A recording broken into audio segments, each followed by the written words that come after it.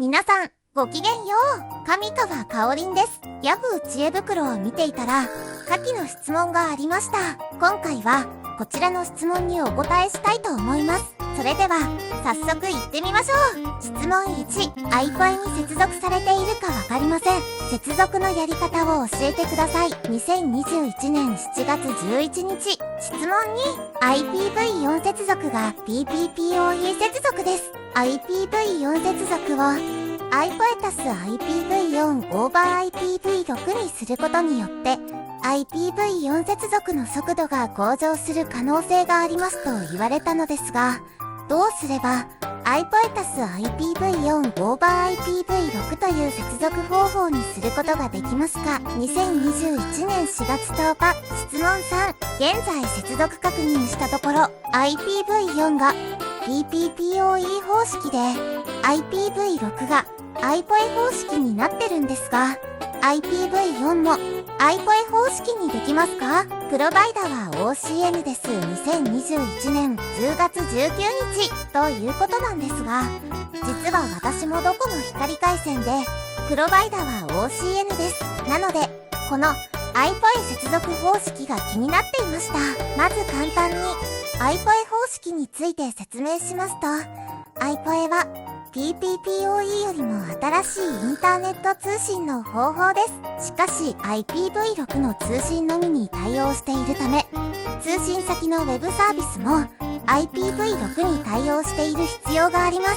また現在は IPv4 から IPv6 への移行期であり、IPv6 に対応しているウェブサービスが少ない状況です。YouTube は IPv6 に対応している数少ないサービスです。そこで IPv6 の通信網を使って IPv4 を用いた通信化できるように考えられた技術が IPv4 over IPv6 です。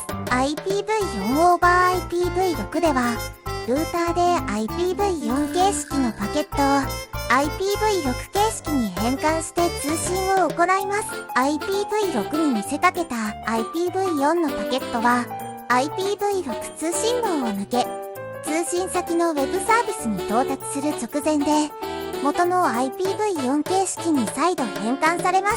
こうして IPv4 over IPv6 では、IPv6 に対応していない IPv4 でも、iPoE で扱うことができるようになるというわけです。つまり、IPv4 の回線でも、IPv6 の iPoE 接続方式を利用でき、IPv4 と IPv6 のどちらも早く通信できるようになるということなんです。ということは、つまり今まで IPv4 だと混雑時間帯に通信が遅くなるんだけど、この iPoE 方式ならばいつでも混雑することなくベストエフォートの通信ができるということなんですね。ということは、つまりこれは最高速度が上がるのではないんだけど、常時最高速度で通信できるということなんですね。ということで、早速自分の通信状態が今どうなっているか、サイトで診断してみました。https://ocn.ne.jp すると質問者の方と同じで、私も IPv4 が PPPoE 方式、IPv6 が iPoE 方式になっていました。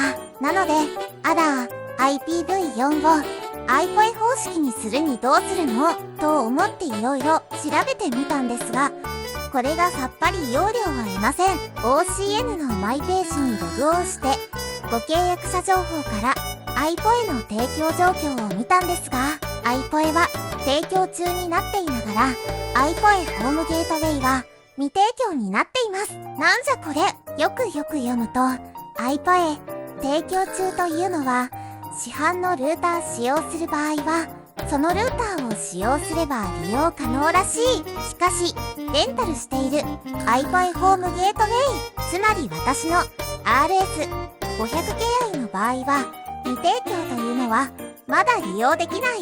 なんと、ご連絡があるのでお待ちくださいということなんです。何さ、こりゃ？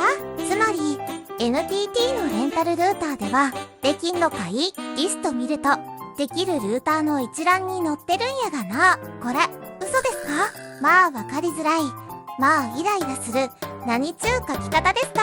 しかし OCNV6α というルーターをレンタルすると使えるようになるらしい。しかし550円付きかかるらしいんですが、しかしなんと私の場合ドコモ光契約なので、なんと無料でレンタルできるらしいということで早速申し込んじゃったんですが、後でよく調べたら今の NTT のレンタルルーター RS500 系愛を置き換えるのではなく、ただの Wi-Fi ルーターのようです。しかも旧機種の AC 対応で AX 対応、いわゆる Wi-Fi 6ではないらしい。これじゃ今使っている Wi-Fi 6のルーターを使って iPo へ接続した方がよっぽどマシじゃねということで、まだ届いてはいませんが無駄なものを申し込みしてしまいました。ということで今現在使用している RS500Ki というルーターでの iPo 方式は諦め、今現在使用している Wi-Fi ルーターバッファロー WSR3200AX4S の方で iPo 方式にする設定をしてみました。しかしそうするためには案の定今まで AP アクセスポイントを接続モードにしていたものをルーター接続モードに変更しなければなりません。するとなんと簡単に iPo へ接続ができることはできたんですが、万歳。しかし今度は外 4G 回線からの VPN 接続ができなくなってしまいました。つまり外から自宅の NAS にアクセスしてファイルの読み書きができなくなりました。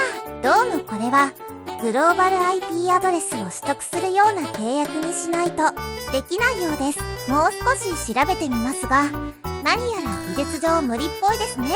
VPN 接続している方は要注意ですね。ということで、また鋼の錬金術師の等価交換の法則が出てきてしまいましたわ。わらわら。では肝心の iPo にして速度はどうなったかということなんですが、なんと日中は 476Mbps ぐらい、また早朝も 478Mbps ぐらいになりました。つまり混雑時も空いてる時もほぼ全く同じぐらい安定している状態です。最高速度は以前とほぼ変わりません。これは速くなったと言っていいのでしょうか。まあしばらく使わないとわかりませんね。わらわらわらわら。しかし確実に安定したのは間違いありません。以上です。